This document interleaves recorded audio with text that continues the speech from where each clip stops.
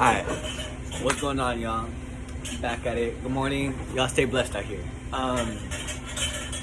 Real quick, I just want to encourage somebody out there today, with the fact that we are the church out here, I think about it sometimes, I was just talking to somebody this morning about it, talking about how sometimes, it's very discouraging when you can't go into church, where you can't worship together as a congregation, But for me, what helps me personally is I find that we are the church, Jesus says to us, you are the church, we are the body of Christ, And I sit there and I think about it, and I think about what Jesus says to Peter, He says, upon this rock I will build my church, He says to him, you went from Simon the pebble to Peter the rock, and upon this foundation all the powers of hell shall not come against you, I think about how he says that this is my church, and he calls it the ecclesia. And mind you, what that really means out here in the Greek was, ecclesia wasn't a Christian thing. It wasn't a Hebrew thing out there. Ecclesia was a Roman thing. That was a Roman concept, and it was the influencers of the cities. It was the way makers in the cities. It was the people that would come in and they would say these certain things. The ecclesia were the people that had weight to their words. They were the people who, when they said things would move, things would shift, things would happen because of the things that they would say. So what does this mean out here, church? I truly believe that being the ecclesia means being the called out ones. Being the ecclesia means being the influencers in your community, in your neighborhood, in your city, in your workplace, in your school, in your family. It means being influential everywhere you go. It means we are the church and we are influential. We are the church and we're here for revival. We are the church and we're here to see kingdom come. What does this mean out here?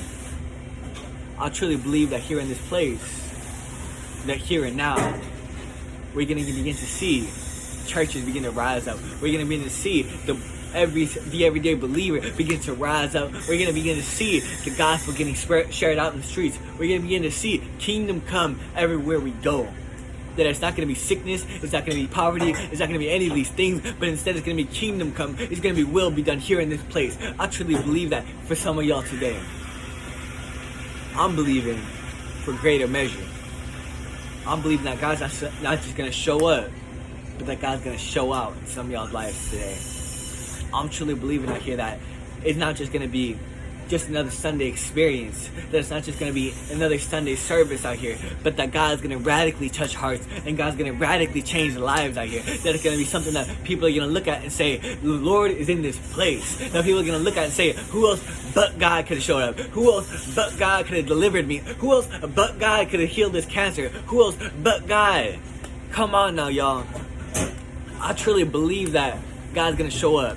I truly believe that for some of y'all here in this place that have been going through poverty, that have been going through certain mindsets, that have been going through certain hood mindsets, who have been going through certain racial mindsets, certain things, talking about with race wars happening, with coronavirus happening everywhere we go. I thank God for all that. I thank God because here in this place, I truly believe that God is going to show up and He's going to show out. I believe that He's going to begin to move in a supernatural way. That He's going to move and people are going to say, who else but God could have delivered us from coronavirus? Who else but God could have delivered us from the race wars? Who else but God could have done these things? It's going to be something supernatural, and people won't be able to turn from it. People won't be able to look away from this great move of God. People won't be able to look away from what God is doing in this place. People won't be able to ignore it. They won't be able to turn their backs. That they're going to have to look at it because there's nowhere else that they're going to be able to go to. That the Lord is going to be everywhere. That it's going to be coronavirus lifted everywhere. That it's going to be equality everywhere. That it's not going to be separation, but it's going to be unity everywhere we go. That it's going to be kingdom come. It's going to be will be done. It's not going to be sickness any longer. It's going to be health. On earth as it is in heaven. It's not going to be any more separation. It's going to be unity on earth as it is in heaven. It's going to be kingdom come out here.